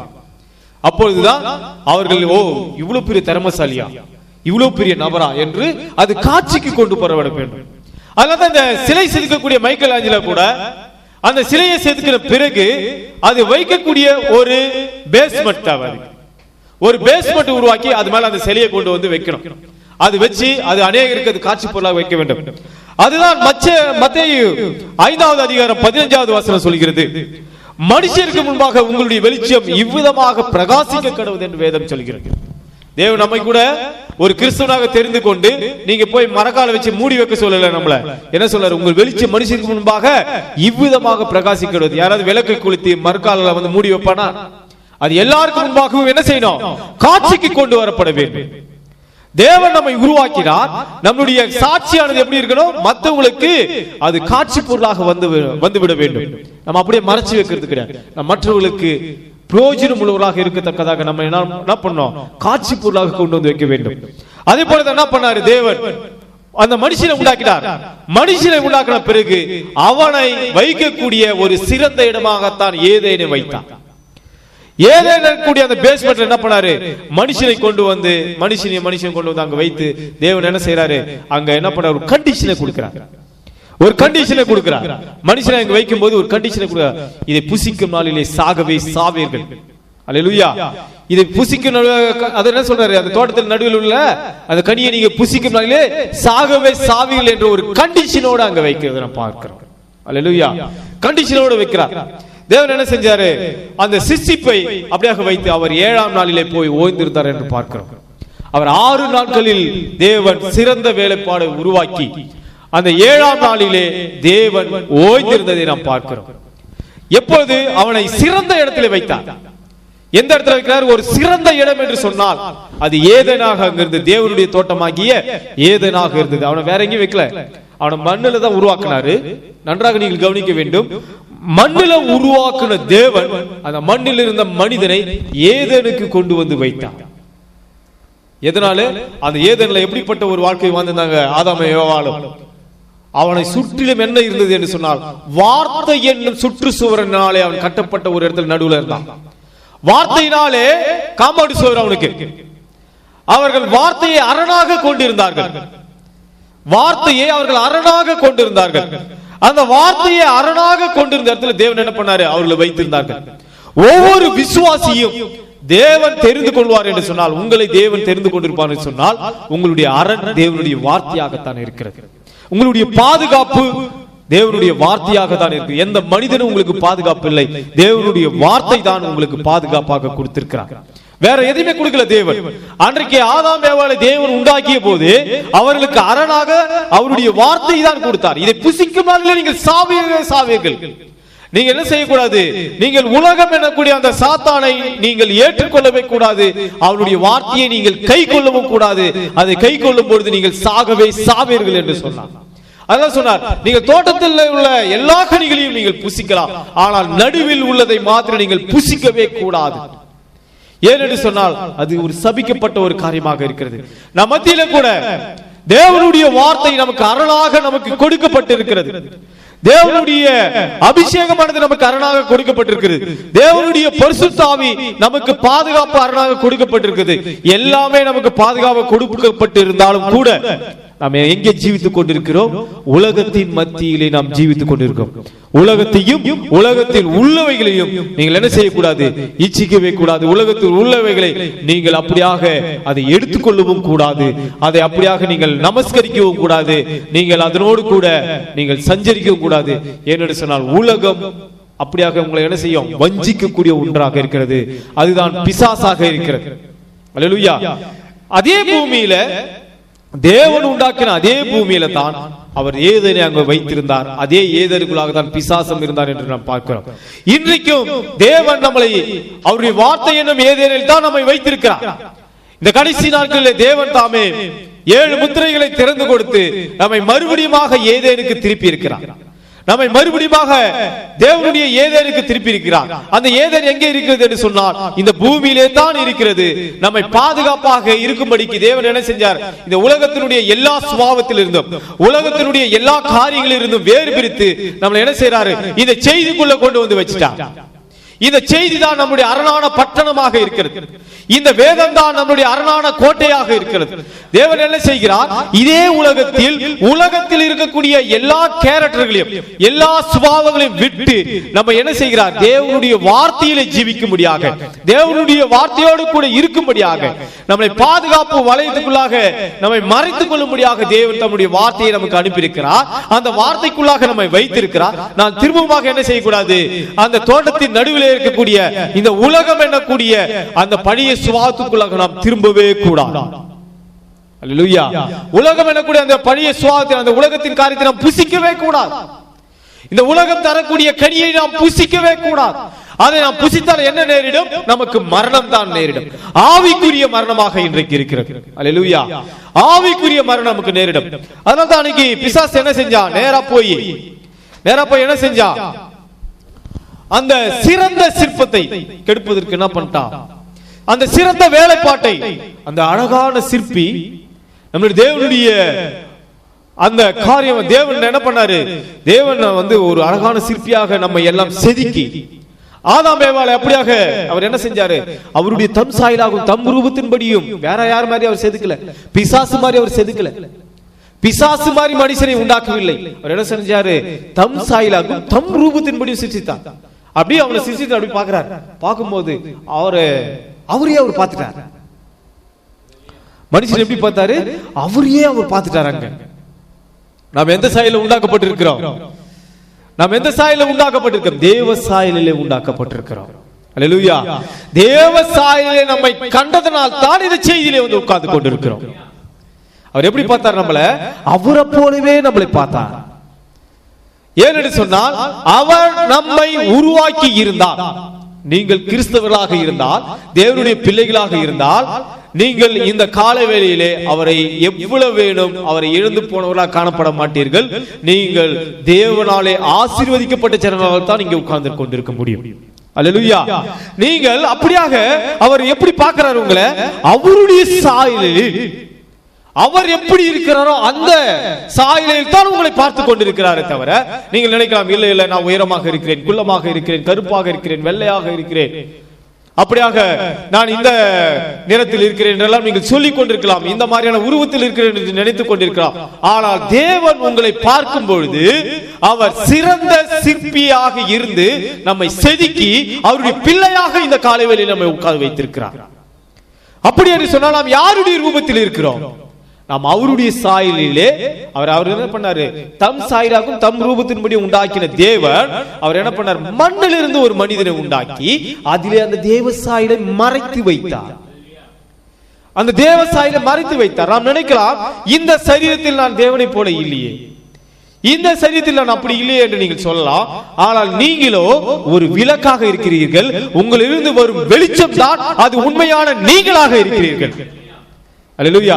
விளக்கு வெளிச்சம் கொடுப்பதில்லை, அதில் இருக்கக்கூடிய திரியிலிருந்து வரக்கூடிய அந்த தீபம் தான் வெளிச்சமாக இருக்கிறது. உங்களுக்குள்ளாக இருக்கக்கூடிய ஆத்மா தான் தேவ சாயலில் இருக்குதே தவிர உங்களுடைய சரீரம் அல்ல. நீங்கள் சரீரத்தை கண்டு ஏமாந்து போக வேண்டிய அவசியம் இல்லை. நீங்கள் யாரோ எப்படிப்பட்டவர் அல்ல, ஆனால் தேவனுக்கு தெரியும் நீங்கள் அவருடைய சாயலிலே உண்டாக்கப்பட்டிருக்கிறீர்கள் என்று. நீங்கள் தேவ சாயலிலே உருவாக்கப்பட்டிருக்கிறீர்கள். அல்லேலூயா. அதை நீங்கள் அறிந்து கொள்ள வேண்டும் என்று சொன்னால், நீங்கள் முதலாவது ஆதாம் ஏவாள் எப்படியாக உண்டாக்கப்பட்டார்கள், அவர் முதலிலே அவர் தம் சாயலாகவும் தம் ரூபத்தின்படியும் இருப்பதை கண்டு இது நல்லது என்று கண்டார். அந்த நல்லது என்று கண்டார். அந்த நல்லதை கெடுக்கிறதுக்கு ஒருத்தன் வந்தான். அந்த நன்மையான ஒன்றை கெடுப்பதற்கு ஒருத்தன் வந்தான். அவன் தான் அந்த பழைய பாம்பாகிய சாத்தானாக இருக்கிறான். அவங்க அந்த ஜனங்க எப்படிப்பட்டவங்களா இருந்தாங்க? வார்த்தை என்ன மறுநாள் பூட்டப்பட்டவர்களாக, வார்த்தை என்ன காம்படி சூழல் அடைக்கப்பட்டவர்களாக இருந்தாங்க. அவன் என்ன பண்ணான்? அந்த மூல வேலைப்பாட்டை, அந்த ஆதாமை கெடுக்கணும், அந்த ஆதாம் எனக்குரிய நபரை கெடுக்கணும் என்று சொல்லி மூல வேலைப்பாட்டை என்ன பண்ண? உடைத்து உண்டாக்கப்பட்ட ஏவாள், அந்த மூல வேலைப்பாட்டிலிருந்து உடைத்து உண்டாக்கப்பட்ட ஏவாள் எனக்குரிய அந்த பாகத்தை அந்த சுவற்றின் வெளியே எடுத்து அவன் என்ன பண்றான்? அதை வெளியே எடுத்து அப்படியாக பழுதடிய செய்ய அவன் என்ன பண்ணா? சாத்தானுக்கு ஒரு தருணம் அது கொடுத்து விட்டது. யார்கிட்ட இருந்து? அவன் என்ன பண்ணா? ஏவாள் கிட்ட இருந்து தன்னுடைய காரியத்தை அப்படியாக உள்ளே சேர்ந்து அந்த சிறந்த வேலைப்பாட்டை எப்படியாச்சும் நம்ம கெடுத்து குட்டிச்சேராக்கணும்னு சொல்லி என்ன பண்ணா? உடனடியாக அவன் என்ன செஞ்சான்? அந்த சிறந்த வேலைப்பாட்டை கெடுக்க முடியல. அதனால அதிலிருந்து உண்டாக்கப்பட்ட ஒரு பாத்திரம் தான் அந்த ஏவாளாக இருந்தான். ஏவாள் என்ன பண்ணா? அவன் ஏவாள் கிட்ட போயிட்டு அவன் அதை கெடுக்கும்படியாக, அதை அப்படியாக சீர்கெடுக்கும்படியாக அவனை அப்படியாக உள்ளே போந்ததை நான் பார்க்கிறேன். ஆனா அந்த மகத்தான சிற்பி தாம் உண்டாக்கிய குடும்பம் அந்த சிறந்த வேலைப்பாடு விழுந்து போனதை கண்டபோது அது முழுகுப்புற விழுந்து அழுது போக விட்டுவிட அவர் எண்ணம் கொள்ளவே இல்லை. அந்த முகங்குப்புற விழுந்து அந்த சிறந்த வேலைப்பாடு அப்படியாக உடைந்து போகட்டும் சொல்லி அவர் விட்டு விடாம அவர் என்ன சென்றாரு? அதை மறுபடியும் கட்டி எழுப்ப வேண்டும் என்று எண்ணம் கொண்டவராக அவர் உடனடியாக அவர் பணியிலே ஈடுபட்டதை நாம் பார்க்கிறோம். அவர் உடனடியாக பணியில் ஈடுபட்டார். என்றைக்கும் அது அங்கேயே விழுந்து கிடக்க அழிந்து போக வேண்டும் என்று அவர் சித்தம் கொள்ளவில்லை. ஏனெனில் அவர் தேவன், அவர் தோல்வி அடையவே முடியாது. ஏன்னா மத்த சிற்பி இவர் கூட வந்து பாத்தீங்கன்னா மைக்கேல் ஆஞ்சலோ கூட தன்னுடைய சிற்பி அந்த மோசேயினுடைய சிலையை செதுக்கும் போது உடைச்ச போது அதை திரும்ப வந்து சரி பண்ண முடியல. ஆனால் இங்கே தேவனோ ஆதாம் ஏவாள் விழுந்த போது, சாத்தானால் வஞ்சிக்கப்பட்ட போது அவர் என்ன செஞ்சார்? உடனடியாக அந்த மூல இது காரியம் வந்து விழுந்து போக கூடாது என்று சொல்லி மறுபடியும் தேவன் என்ன செஞ்சாரு? அது திரும்ப உடனடியாக அவர் வந்து என்ன பண்றாரு? அது விழுந்து போக அவர் விரும்பாமல் உடனடியாக அதை தூக்கி அதை சரி செய்ய முடியாத அவர் அங்கேயே என்ன பண்ணாரு? வேலை செய்ய ஆரம்பிச்சிட்டார். அவர் என்ன பண்ணாரு? அவர் தோல்வி அடைய முடியாது. தேவன் வந்து எந்த விதத்திலும் அவர் தோல்வி அடையவே முடியாது. எனவே அவர் என்ன பண்ணாரு? உடனடியாக அவர் அந்த பணியில ஈடுபட்டு மறுபடியும் அதை எடுப்பித்து கட்ட முடியாக அவர் என்ன பண்ணார்? மறுபடியும் ஒரு மனிதனை தம் சாயிலே உண்டாக்க தொடங்கினார். தம் சாயிலே அவர் உண்டாக்க தொடங்கினார். எப்படி உண்டாக்கினார்? எப்படி உண்டாக்கினார்? அவர் ஒரு கன்னியின் மூலமாக தன்னுடைய இரத்த அணுக்களை சிசித்து தம் சாயலாகும் தம் ரூபத்தின்படியும் மறுபடியும் இரண்டாம் ஆதாமை அவர் உருவாக்க தொடங்கினார். முதலாம் ஆதாமின் மூலமாக மரணமானது அப்படியாக முதலாவது உண்டாக்கின ஆதாம் ஏவாள் மூலமாக உண்டாக்கின அந்த மரணத்தை ஜெயகொள்ள முடியாக மறுபடியும் தேவன் என்ன பண்ணாரு? மறுபடியும் ஒரு சிறந்த சிற்பியாக மறுபடியும் தம் சாயலாகும் தம் ரூபத்தின்படிய மறுபடியும் ஒரு உருவத்தை அவர் உண்டாக்கினதை பார்க்கிறோம். அல்லேலூயா. அப்படியாக அவர் உருவாக்கி என்ன செஞ்சாரு? இந்த கடைசி நாட்களிலே நம்ம எல்லாம் ரத்தத்தின் கீழாக கொண்டு வர முடியாக, அவர் ரத்தத்தின் கீழாக கொண்டு வர முடியாக ஒரு சிறந்த ஒரு காரியத்தை ஒரு சிற்பியாக அவர் என்ன செஞ்சார்? இயேசு கிறிஸ்து என்னக்கூடிய ஒரு சரீரத்தை உருவாக்கினார். அவருக்கு விழாவில குத்தப்பட்டு அங்கே ஒரு ஏற்ற துணியை உருவாக்கினதை நாம் பார்க்கிறோம். விழாவிலே குத்தப்பட்டு அங்கே ஏற்ற துணியை உருவாக்கினதை நாம் பார்க்கிறோம். ஆனால் அந்த மணவாட்டியோ என்றென்றும் விழுந்து போகாதவளாக இருப்பார். ஏனென்று சொன்னால் முதலாவது ஆதாமுடைய மணவாட்டியை எதிலிருந்து உருவாக்கினார்? அவர் மண்ணில் இருந்து சதியை அடைத்ததை நாம் பார்க்கிறோம். அல்லேலூயா. அவனுடைய ஒரு சதியை வந்து என்ன பண்றாரு? சதியை அவர் உருவாக்கி என்ன பண்றாரு? மண்ணிலிருந்து உண்டாக்கப்பட்ட ஒரு சரீரத்தில் இருக்கக்கூடிய சதியை கொண்டு அவர் அடைத்ததை நாம் பார்க்கிறோம். ஏவாளை ஆதாமுடைய சரீரத்தில் இருக்கக்கூடிய அந்த சதியை கொண்டு அவர் அடைத்து அங்கு ஏவாளை வேறு பிரித்து கொண்டு வந்ததை பார்க்கிறோம். ஆனால் இந்த முறையோ தேவன் ஒரு சிறந்த சிற்பியாக அவர் என்ன செய்யறாரு? வார்த்தையினாலே உண்டாக்கப்பட்ட ஒரு மணவாட்டி அவர் உருவாக்குறதை பார்க்கிறோம். அல்லேலூயா. மண்ணினாலே உருவாக்கப்பட்ட மணவாட்டி மண்ணுக்கே திரும்பினார். ஆனால் வார்த்தையினாலே உண்டாக்கப்பட்ட மனவாட்டி மறுபடியும் வார்த்தை எங்கேயோ அங்கேயே திரும்பி சொல்லக்கூடிய ஒரு மனவாட்டியை தேவன் உருவாக்கினார். அது கல்வாரியிலே தேவன் என்ன செஞ்சார்? அப்படியாக ஒரு சிறந்த சிற்பத்தை, சிறந்த சிற்பியாக அவர் என்ன பண்ணார்? இயேசு கிறிஸ்து என்னக்கூடிய சிற்பியாக உருவாக்கி என்ன பண்ணாரு? அதை வைக்கக்கூடிய ஒரு பேஸ்மெண்டாக, சிலுவையை பேஸ்மெண்டாக வைத்து அந்த இடத்துல காட்சி பொருளாக அங்க வைத்தார். எல்லாரும் காணும்படியாக தேவன். இப்ப நம்ம பார்த்தோம், முதலே பார்த்தோம், அந்த மைக்கேல் ஆஞ்சலோ கூட அந்த சிலையை செதுக்கி அப்படியாக அவனை வைக்கக்கூடிய ஒரு பேஸ்மெண்ட்டை உருவாக்கினான். அந்த பேஸ்மெண்ட்டத்துல வச்சு எல்லாரும் காணும்படியாக காட்சி பொருளாக கொண்டு வந்ததை நாம் பார்க்கிறோம். அதே போல மனுஷனை கூட தேவன் உண்டாக்கும் போது, ஆதாம் ஏவாளை உண்டாக்கும் போது கூட அவர்களை பேஸ்மெண்டாக வைக்கும்படியாக ஏதேனும் ஒரு தோட்டத்தை உருவாக்கி அதுல கொண்டு வந்து அவர் வைத்ததை பார்க்கிறோம். அதே போல இயேசு கிறிஸ்துவையும் தேவன் அவ்வளவாக உருவாக்கி அவர் பரிபூர்ணப்படுத்தி அவர் எங்கே அந்த பேஸ்மெண்ட்ல வச்சார் என்று சொன்னார்? கல்வாரி சிலுவை என்னும் மரத்திலே தேவன் அங்க பேஸ்மெண்ட்ல அங்க வச்சார். அல்லேலூயா. அந்த பேஸ்மெண்ட்ல இருந்து தான் அவர் என்ன பண்ணார்? ஓங்கி அடித்தார். ஓங்கி அடித்தார். அடிக்கப்பட்ட போது அங்கே நாம் எல்லாம் அங்கே பிறந்ததை நாம் பார்க்கிறோம். அல்லேலூயா. அவர் விழாவிலிருந்து வந்தவர்கள் தான் நாமாக இருக்கிறோம். அல்லேலூயா. அவர் விழாவிலிருந்து உண்டாக்கப்பட்ட கிறிஸ்துவின் மனவாட்டிகளாக நாம் அங்கிருந்து புறப்பட்டு வெளியே வந்தோம். அல்லேலூயா. அதுதான் தேவனுடைய தீர்க்கதரிசி அதை தான் அங்கே குறிப்பிடுகிறார். நாம் ஒரு சிறந்த ஒரு சிற்பாசாரியனுடைய சிறந்த வேலைப்பாடாக நாம் இருக்கிறோம். அல்லேலூயா. நாம் வருகிற நாட்களில் நிச்சயமாக இதனுடைய தொடர்ச்சி நாம் பார்ப்போம். ஏன்னா நாம் கொடுக்கப்பட்ட நேரத்தில் நாம் இவ்வளவுதான் பார்க்க முடியும். இன்னும் நாம் அதிகமான காரியங்களை நாம் பார்ப்போம். ஒரு நாள் தேவனுடைய தீர்க்கதரிசி பெண்களை குறித்து எல்லாம் அவர் அதிகமாக அங்க இப்படி எல்லாம் உடை உடுக்க கூடாது, ஆண்கள் இப்படிதான் நடந்து கொள்ள வேண்டும் என்று சொல்லி கடிந்து கொண்டே இருக்கிறார் சபையில. எப்ப பார்த்தாலும் அவர் பாத்தீங்கன்னா அவர் அப்படியாக கடிந்து கொண்டு புத்தி சொல்லக்கூடிய ஒரு ஊழியத்தை அவர் செய்து கொண்டு இருந்தார். அதை பார்த்த உடனே அங்க சபையில வந்து பாத்தீங்கன்னா ஒரு பிரசங்கியார் ஒருத்தர் வந்தார். வந்து தனியா கூட்டு, பிரதர் பெர்னாம், நீ ஏன் எப்ப பார்த்தாலும் சபையில இருக்கிறவங்க திட்டினே இருக்கிற? எப்ப பார்த்தாலும் நீ ரொம்ப அவங்கள கடிந்து கொள்ற. இதை செய்யாத, அதை செய்யாத, நீ பெண்களை இப்படி கடிந்து கொள்ற, நீ வந்து சபையில இருக்கக்கூடிய விசுவாசிகளை இப்படியாக கடிந்து கொள்ற. ஏன் இதை கொஞ்சம் மாத்திக்கிற? என்ன அப்படியாக நீ மாத்தலாமே, நல்ல மனுஷன் தானே நீ. ஏன் இதெல்லாம் வந்து சபையில சும்மா நீ வந்து இப்படியாக நீ வந்து சபை விசுவாசிகளை நீ அப்படி தொந்தரவு செய்ய வேண்டிய, கடிந்து கொள்ள வேண்டிய அவசியமே இல்லையே. ஜாலியா சந்தோஷமா பேசிட்டு போலாமே. உங்களுடைய பிரசங்கம் நல்லா தானே இருக்குது, வார்த்தைகளை நல்லா தானே பேசுறீங்க, அப்ப ஏன் நடுவில் இதெல்லாம் வந்து சொல்லுங்கிறீங்க அப்படி என்று சொல்லும் பொழுது அவர் உடனே தேவனுடைய தீர்க்கதரிசி சொல்கிறார், நீங்கள் அந்த செய்தி புத்தகத்தில் வாசிங்க, சிறந்த வேலைப்பாடு என்ற செய்தியை சொல்கிறார். அவர் சொல்லும்போது சொல்கிறார், அந்த மனிதனை, என்னிடத்தில் பேசின அந்த மனிதனை மறுபடியும் அவரை கயிற்றிலே கட்டி நான் தொங்க விடுவதற்காக சில வார்த்தைகளை சொன்னேன். அவர் இடத்துல பேசினாரு, உங்களுக்கு ஒரு குறிப்பிட்ட ஒரு மியூசிக் டைரக்டரை பத்தி கேட்கிறார். ஒரு மியூசிக் டைரக்டர், ஒரு சிறந்த, உலகத்திலேயே சிறந்த மியூசிக் டைரக்டர் என்று சொல்லக்கூடிய ஒரு மனிதன், அந்த பேர் நான் மறந்துட்டேன். அந்த நபர் வந்து பாத்தீங்கன்னா ஒரு மியூசிக் போறதுக்கு முன்னாடி, ஒரு சிறந்த மியூசிக் வரதுக்கு முன்னாடி என்ன செய்வீங்கன்னு அவர்கிட்ட கேள்வி கேட்டாங்க. அதை வந்து பாத்தீங்கன்னா நியூஸ் பேப்பர்ல படிச்சு சொல்றார். அந்த மியூசிக் டைரக்டர் என்ன பண்ணுவாரா, அவர் ரூம்ல உட்காந்துட்டு பேப்பருங்களை எடுத்து வச்சுட்டு அப்படியே மியூசிக் வந்து கம்போஸ் பண்ணி எழுதிட்டே இருப்பாராம். அது நல்லா வராதான், திரும்ப அது கீச்சு போட்டுருவார், திரும்ப எழுதுவாராம், திரும்பவும் அது கீச்சு போடுவாராம். கீச்சு போட்டு அவர் ஒரு அறை ஃபுல்லா குப்பையா இருந்துச்சு. ஒரு அறை ஃபுல்லா வந்து ஒரே பேப்பர் குப்பையா இருக்கும்.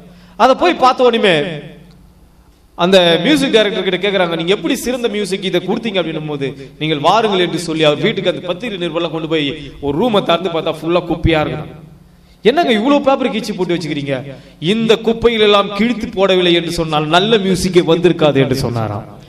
அல்லேலூயா.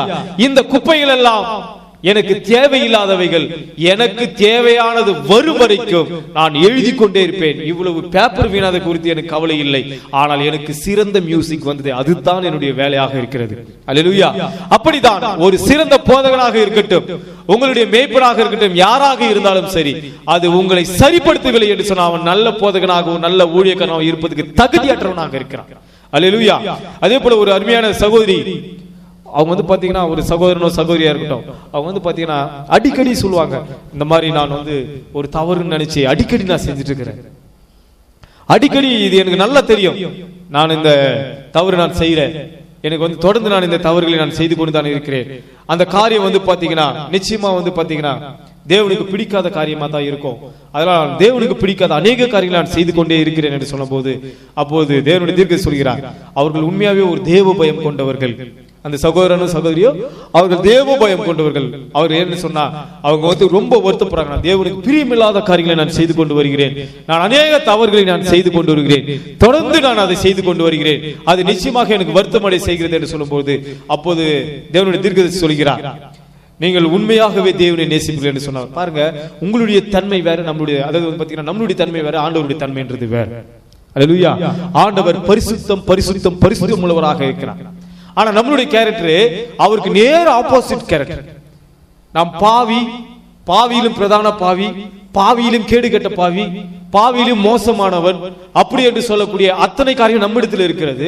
அவரை பார்க்கும்போது அவர் தேவன், மகா பரிசுத்தம் உள்ளவர், பரிசுத்தம் உள்ள தேவன், அவரை போன்ற மகிமுள்ள தேவன் யாருமே இல்லை. அவர் மகத்துவம் உள்ளவர், அவர் சர்வ வியாபி, அவர் சர்வ சிருஷ்டிகர் என்று நாம் சொல்லிக் கொண்டே போகலாம். ஆனால் நாம அவருக்கு நேர் எதிர்மாறாக இருக்கிறோம். அப்ப சொல்றாரு, நீங்கள் உண்மையில் தேவனை நேசிப்பீர்கள் என்று சொன்னா உங்கள் முழு இருதயத்தோடும் அவரை சேவிக்க முற்படுங்கள். உங்கள் முழு இருதயத்தோடும் நீங்கள் தேவனை சேவிக்க முற்படுங்கள். அப்பொழுது உங்கள் தவறுகள் அனைத்தும் கர்த்தராகிய இயேசு கிறிஸ்துவின் இரத்தத்தால் மறைக்கப்பட்டு விடும் என்று சொல்கிறார். அல்லேலூயா. அவர் என்ன சொல்றாரு? தேவன் நமக்கு ஒரு வழியை உண்டு பண்ணியிருக்கிறார். தேவன் நமக்கு ஒரு நல்ல வழியை உண்டு பண்ணியிருக்கிறார். அது என்ன வழி என்று சொன்னால் அவருடைய வார்த்தையை விசுவாசிப்பதே. அவருடைய வார்த்தை என்ற அடைக்கலத்துக்குள்ளாக, அந்த ரத்தம் பூசப்பட்ட அந்த வார்த்தைக்குள்ளாக நாம் அப்படியாக உள்ளே போகும்போது, அவரை நாம் சேவிக்கும் போது, நாம் அவரையே ஆராதித்துக் கொண்டிருக்கும் போது, அவரை குறித்து நாம் தியானித்துக் கொண்டிருக்கும் போது, நம்முடைய பாவம் சீவர் என்றாலும் அது வெண்மையாக்கும் திரவத்தில் விடும்போது அது வெண்மையாகிவிடும். அல்லேலூயா. இயேசு கிறிஸ்துவின் ரத்தம் சகல பாவங்களையும் அப்படியாக முற்றிலுமாக நீக்கக்கூடிய ஒரு திரவமாக இருக்கிறது. அதனால தான் அவர் சொல்கிறார், நீங்கள் எந்த விதமான காரியத்தில் இருந்தாலும் சரி, நீங்கள் கர்த்தராகிய இயேசு கிறிஸ்துவிடத்தில் ஒப்புவியுங்கள். கர்த்தர் மகத்தான காரியங்களை உங்கள் வாழ்க்கையிலே அவர் செய்வார். அல்லேலூயா. ஏனென்று சொன்னால் அந்த மகத்தான சிற்பி, அந்த சிறந்த சிற்பியானவர் நம்ம எல்லாம் தேவனுடைய வார்த்தையிலே ஒன்று கூட்டி இருக்கிறார் என்று சொன்னார். அவருடைய சாயலில் நாம் உண்டாக்கப்பட்டதனால் தான் இந்த கால வேளையில் நாம் ஒன்று கூட்டப்பட்டிருக்கிறோம். அதை நீங்க மறந்து போய் விட வேண்டாம். உங்களுக்கு தேவ பயம் வருகிறது என்று சொன்னார், தேவனுடைய வார்த்தை என்றால் ஒரு பயம் வருகிறது என்று சொன்னார், தேவன் உங்களை செதுக்கினதால் தான் அந்த பயமே வருகிறது. தேவன் உங்களை உண்டாக்கினதால் தான், நீங்கள் தேவ சாயலிலே இருப்பதினால் தான் தேவனுக்கு கனத்தையும் மரியாதையும் பயபக்தியும் நீங்கள் தருகிறீர்கள். அல்லேலூயா. தேவ பயம், தேவன் உங்களை தம்முடைய சாயலில் உருவாக்கிறார். உங்கள் இருதயத்தை விட்டு இது அகலாமல் இருக்கட்டும், உங்கள் இருதயத்தை விட்டு அகலாமல் இருக்கட்டும். உங்கள் சிந்தையில நீங்கள் நினைத்துக் கொண்டிருங்கள், உங்களுடைய ஆத்மாவிலே நினைத்துக் கொள்ளுங்கள். நீங்கள் எப்படிப்பட்டவராக இருந்தாலும் சரி, தேவன் அவர் நான் கண்டிஷனபிள், அதாவது எந்த ஒரு நிபந்தனையும் இன்றி, நீ எப்படிப்பட்டவனை எனக்கு தெரியாது, ஆனால் நான் உன்னை தெரிந்து கொண்டே, நீ எனக்குரியவன், என்னை போலத்தான் நீ இருப்பாய் என்று தேவன் சொல்லிவிட்டார். அல்லேலூயா. அவர் நம்மை மாற்ற வேண்டும் என்று சொன்னார். நீங்கள் அவருடைய நாமத்தை தொழுது கொள்ளும்படியாக வார்த்தையை விசுவாசியுங்கள், அவரை சேவிக்க முற்படுங்கள். முதலாவது வேதம் சொல்கிறது, முதலாவது கர்த்தராகிய இயேசு கிறிஸ்துவை விசுவாசி, அப்பொழுது நீயும் உன் வீட்டாரும் ரட்சிக்கப்படுவீர்கள். அல்லேலூயா. நீங்கள் வீட்டிலே ஜெபத்தை தொடங்குங்கள், ஆராதனையை நீங்கள் அப்படியாக நீங்கள் தொடங்குங்கள். நிச்சயமாக உங்கள் வீடுகள் ஆசீர்வாதமாக்கப்பட்ட வீடாக மாறும். அல்லேலூயா.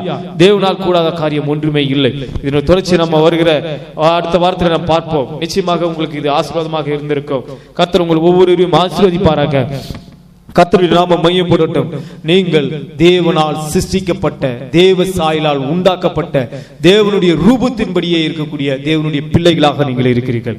அதை மறந்து போய்விட வேண்டாம். நீங்கள் இப்படி அப்படி என்று நீங்கள் சொல்லிக் கொடுப்பீர்கள் என்று சொன்னால் நிச்சயமாக தேவன் உங்களுடைய எல்லா காரியத்தையும் மாற்றக்கூடிய ஒரு இரத்தத்தை அவர் தம்முடைய வார்த்தையிலே பூசி வைத்திருக்கிறார். அதுதான் இக்காலத்துக்குரிய செய்தியாக இருக்கிறது. இந்த வார்த்தை உங்களுக்குள்ளாக இருக்கும்போது உங்களுடைய பாவங்கள் எல்லாமே அங்கு மன்னிக்கப்பட்டுவிடும். தேவனிடத்திலே அறிக்கையிடுங்கள், கர்த்தாவே நான் அறிக்கையிடுகிறேன், நான் ஒன்று மற்றவன், நான் இப்படியாக என்னுடைய பாவங்கள் இப்படிப்பட்டதாக இருக்கிறது, என்னுடைய தவறுகள் இப்படிப்பட்டதாக இருக்கிறது, கர்த்தாவே உம்மிடத்தில் நான் என்னை ஒப்புவிக்கிறேன், என்னால் ஒன்றும் மாற்ற முடியாது, என்னை மாற்றும்படிக்கே நீ சிலுவையிலே தொங்கினீர், என்னை மாற்றும்படிக்கே நீ அடிக்கப்பட்டீர், என்னை மாற்றும்படிக்கே நீ ரத்தம் சிந்தினீர், ஆனால் அந்த ரத்தம் மாத்திரம் என் மீது பூசப்பட்டிருக்கும் என்று சொன்னார். இந்த உலகத்திலேயே நான் தான் மிகப்பெரிய பாக்கியசாலி என்று சொல்லி நம்முடைய இருதயத்தை அவருக்கு ஒப்பு கொடுத்து நாம் தாழ்த்தி நாம் ஜெபிப்போம். கர்த்தாவே, நீரே சிறந்த சிற்பியாக இருக்கிறீர். எங்களை நாங்கள் கிறிஸ்துவர்களாக உருவாக்கி கொள்ளவில்லை, எங்களை கிறிஸ்தவர்களாக உருவாக்கியதே உம்முடைய பலமுள்ள பலத்த கரமாக இருக்கிறது. ஆண்டவரே, உம்முடைய கரம்தான், உம்முடைய வல்லமையுள்ள அந்த கரம்தான் இக்காலத்தின் செய்தியாக இருக்கிறது. ஆண்டவரே, உம்முடைய பரிசுத்தாவினர் தாமே எங்களை எப்பேற்பட்ட பாவிகளாக இருந்தும் எப்பேற்பட்ட கொடூரமான இருதயம் உடையவர்களாக இருந்தாலும் எங்களுடைய சுபாவங்கள் எல்லாவற்றையும் மாற்றுகிற வல்லமையுள்ள தேவன் நம்முடைய பரிசுத்த ஆவியானவர் தானே. கர்த்தாவே, இந்த ஆசீர்வதிக்கப்பட்ட உயிர் திறந்த நாளிலும் எங்களை செதுக்கிய தேவனாகிய கர்த்தாவே, உம்முடைய வார்த்தையை முழு நிச்சயமாக நாங்கள் முழு இருதயத்தோடு ஆண்டவரே நாங்கள் விசுவாசிக்கிறோம். எங்களை ஒப்புவிக்கிறோம், எங்களை ஒப்புக் கொடுக்கிறோம், எங்கள் குடும்பங்களை ஒப்புக் கொடுக்கிறோம், எங்கள் பிள்ளைகளை ஒப்புக் கொடுக்கிறோம். எங்களுடைய கர்த்தாவே, எங்களை சுற்றிலும் இருக்கக்கூடிய நண்பர்கள், உறவினர்கள், ஆண்டவரே இருக்கக்கூடிய எல்லா ஜனங்களையும் உங்களுடைய கரத்தில் ஒப்புவிக்கிறோம். நீர் செதுக்கும் ஆண்டவரே, ஆண்டவரே நீர் செதுக்கும். நாங்கள் உலகத்துக்கு வெளிச்சமாய் இருக்கும்படிக்கு, எங்களை மரக்காலல் கர்த்தாவே நாங்கள் மூடி வைத்துக் கொள்ளாதபடிக்கு ஆண்டவரே கர்த்தாவே, நாங்கள் அப்படியாக வெளிச்சமானது வெளியே பிரகாசிக்கும்படியாக எங்களை காட்சி பொருளாக நீர் ஆண்டவரே எங்களை அப்படியாக ஆண்டவரே நீர் தாமே எங்களை நடத்தும்படியாக எங்களை ஒப்புவிக்கிறோம். ஆண்டவரே, உங்களுடைய கிருபை பெரியது. இந்த காலை வேளையில் உங்களுடைய கிருபை எவ்வளவாக எங்களை காத்து ஏமாற்றமாக வழிநடத்தி வந்திருக்குது என்று பார்க்கும்போது ஆண்டவரே, உம்முடைய நாமம் மகிமை உள்ளதாக இருக்குது. ஆண்டவரே, மகிமைப்படட்டும். ஆண்டவரே, நாங்கள் இன்னும் உம்மை ஆராதிப்போம், இன்னும் உம்மை மகிமைப்படுத்துவோம். எங்களுடைய ஜீவிய காலம் எல்லாம் உமக்கு நன்றி செலுத்தவே ஆண்டவரே நாங்கள் கடமைப்பட்டிருக்கிறோம். நாளிலே கர்த்தாவே உமக்கு நன்றி செலுத்துகிறோம். ஆண்டவரே, இந்த தினத்தில் கூட அருமையான சகோதரி பொள்ளாச்சியில் வசிக்கக்கூடிய கர்த்தாவே, அருமையான சகோதரி பிரிசில்லாவை உம்முடைய கரத்தில் ஒப்புவித்து ஜெபிக்கிறோம். ஆண்டவரே, அவருடைய இரத்தத்தின் கர்த்தாவே அளவுகள் குறைந்து கொண்டு வருகிறது என்று மருத்துவர்கள் சொல்லிக் கொண்டிருக்கிறார்கள். அந்த எலும்புகள் எல்லாம் இன்னும் கொஞ்ச நாளிலே உங்களுக்கு அது அப்படியாக பலனற்று நீங்கள் அப்படியாக பலனற்றவராக காணப்பட்டு நீங்கள் படுக்கையிலே கிடப்பீர்கள் என்று சொல்லிக் கொண்டிருக்கிறார்கள்.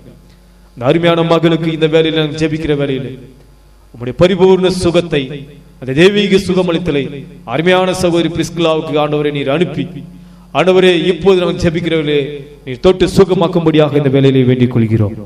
எங்களுடைய தீர்க்கதரிசி கூட ஆண்டவரே அப்படியாக வீட்டின் பின்னாலே அமர்ந்து கொண்டிருந்த போது அப்படியாக படுக்கையிலேயே உதிர்போக்கு போய் கொண்டிருந்த ஒரு அருமையான சகோதரிக்கு ஆண்டவரே அப்படியாக இனி காப்பாற்றவே முடியாது என்று சொன்ன பொழுது ஆண்டவரே போகக்கூடிய வழியிலேயே அந்த சர்ச்சரிலே கர்த்தாவே ரோட்டிலே இறக்கி வைத்து விட்டு அங்கு விசுவாசிகளாக 2-3 பேர் அங்கே முழங்கால் படிட்டு ஜெபித்துக் கொண்டிருந்த வேளையிலே அருமையான தீர்க்கதரிசி வில்லியம் மரியம் பிரணாமத்தில் நீ சொல்லி ஆண்டவரே அங்கு முழங்கால் படிட்டு ஜெபிக்க வைத்து அந்த சகோதரிக்கு பூரண சுகத்தை கொடுத்த தேவன் இப்பொழுதும் இந்த காலை வேளையில் எங்கள் மத்தியில் நீ அசைவாடி கொண்டிருக்கிறீர்.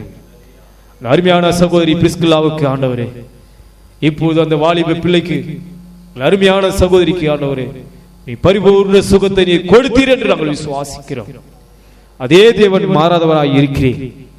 இப்பொழுதும் ஆண்டவரே கர்த்தாவே அருமையான சகோதரன் கிறிஸ்டோபுரி அவருடைய மகனையும் கூட ஆண்டவரே கர்த்தாவே அந்த வேலையில கர்த்தாவே திருச்சிக்கு போக முடியாத நீர் கிருபை செய்தி அவர் திரும்பி வருவரையிலும் கர்த்தாவே அவரோடு கூட நீர் கர்த்தாவே நீர் வழிநடத்தும்படியாக உம்முடைய சமூகம் முன்பாக சென்று நடத்தும்படியாக ஒரு பாதுகாத்துக் கொள்ளும்படியாக கருத்தில் ஒப்புவித்து ஜெபிக்கிறோம். ராஜனுடைய திருமண கருத்து கூட நீ பொறுப்படுத்திக் கொள்ளும். அதுக்கு தேவையான கர்த்தாவை பண உதவிகளை பொருள் உதவிகளையும் கர்த்தாவை நீ செய்து ஆண்டவரே அந்த திருமணத்தை நல்லபடியாக நடத்தி தரும்படியாக உங்களுடைய கருத்தில் ஒப்புவித்து ஜெபிக்கிறோம். அருமையான சகோதரன் போவாசியும் ஆண்டவரே அவர் மகளும் இப்போது ஆண்டவரை கர்த்தாவை இந்த வீடு காலி செய்து அவர்கள் கர்த்தாவே அப்படியாக திருவண்ணாமலைக்கு போகும்போது அந்த வழியின் பிராணங்களை ஆசீர்வதிக்க முடியாகும். அருமையான மகள் கர்த்தாவை திரும்பி வந்து உம்முடைய நாமத்தினாலே ஞானசனம் பெற ஒப்பு கொடுத்தபடினாலே அவர்களை ஆசீர்வாதத்தை வழிநடத்தும்படியாகும். அருமையான சகோதரனுக்கு பலத்தையும் ஆண்டவரே ஆரோக்கியத்தையும் தரும்படியாக உங்களுடைய கருத்தில் ஒப்புவித்து ஜெபிக்கிறோம். இந்த வேலையிலும் கூட கர்த்தாவே வருகிற 28ஆம் தேதி கர்த்தாவே அந்த வீடு ஆண்டவரே பிரதிஷ்டை ஆராதனை கூட ஆண்டவரே ரோபனியும் அவர் குடும்பத்தாரும் கருத்தில் ஒப்புவித்து ஜெபிக்கிறோம். அந்த பிரதிஷ்டை ஆராதனை நீ தாமே பொறுப்படுத்தி நடத்தும்படியாகும். அதுக்கேற்ற தேவைகளை நீ சந்தித்து நடத்தும்படியாகும். அந்த ஆராதனை பங்கு கொள்கிற ஒவ்வொருவருக்கும் உடைய நாமத்தை அறிந்து கொள்ள முடியாகும். ஆண்டவரே நீர் செய்த கிருபை அதுவும் ஆண்டவரே கர்த்தாவே எங்கள் மத்தியிலே ஆண்டவரே உம்முடைய நாமத்திற்கு ஆண்டவரே அவர்கள் ஒப்பு கொடுத்தபடினாலே அவர்களை கர்த்தாவே அவர்கள் இந்த பகுதிக்கு வெளிச்சமாக இருக்கும்படியாக நீ செய்த கிருபைக்காக நன்றி செலுத்துகிறோம். ஆமாண்டவரே கர்த்தாவே நீர் தாமே குடும்பங்களை ஆசீர்வதிக்க முடியாகும். ஆமாண்டவரே கர்த்தாவே, ஆட்டி ரைட்டுக்கு கர்த்தாவே 2 பிள்ளைகள் கீழ்ப்படியாமல் ஆண்டவரே தெருவிலே சுற்றிக் கொண்டிருந்த போது ஆண்டவராகிய இயேசு தாமே நீர் அவர்கள் குடும்பத்தில் இறங்கி ஒரு தீர்க்கதரிசி மூலமாக அந்த ஹாட்டி ரைட்டு சகோதரனிடத்தில் உனக்கு என்ன வேண்டுமோ கேள் என்று போட்டபோது எனக்கு 2 மகனுடைய ரட்சிப்பு தான் வேண்டும் என்று கேட்டபோது அதை நீ கொடுத்த தேவனாக இந்த காலை வேளையில் மத்தியில் இருக்கிறேன். அருமையான கர்த்தாவே, சகோதரனுடைய குடும்பத்தில் இருக்கக்கூடிய 2 பிள்ளைகளை கூட இதோ ஆட்டி ரைட்டுக்கு இறங்கின தேவன் அவர்கள் 2 மகன்களும் கர்த்தாவே ரட்சிக்கப்பட்டு உம்முடைய சமூகத்துக்கு ஆண்டவரே வந்து ஆண்டவரே உம்முடைய நாமத்துக்கு பயந்து உம்முடைய நாமத்தை எங்கும் அறிவிக்கிற கர்த்தாவே ஒரு பிள்ளைகளாக இருக்கும்படி உம்முடைய கரத்தில் ஒப்புதி ஜெபிக்கிறோம். நாங்கள் ஜெபித்த ஒரு ஜெபத்தை கூட தள்ளாத தேவன் இந்த ஜெபத்துக்கு நீர் பதில் கொடுப்பீர் என்று நாங்கள் விசுவாசிக்கிறோம். அந்த குடும்பத்தில் சமாதானத்தை வை, உம்முடைய நாமத்தை மகிமைப்படுத்தும். இப்போது ஆண்டவரே கர்த்தாவே, ஆண்டனியும் கர்த்தாவே ஜெனிஃபர் உம்முடைய கரத்தில் ஒப்புதி ஜெபிக்கிறோம். அவர்கள் தாமே கர்த்தாவே அவர் புறப்பட்டு வருவார்கள் வேலையிலே கர்த்தாவே அவர்களை பாதுகாப்பாக நீர் நடத்தும்படியாக உம்முடைய கரத்தில் ஒப்புதி ஜெபிக்கிறோம். அவர்களுக்காக கர்த்தாவே வைத்த கர்த்தா ஜெபத்திற்கு கர்த்தாவே அந்த லோன் கிடைக்க கர்த்தாவே நீர் கிருபை செய்திருக்கிறீர்.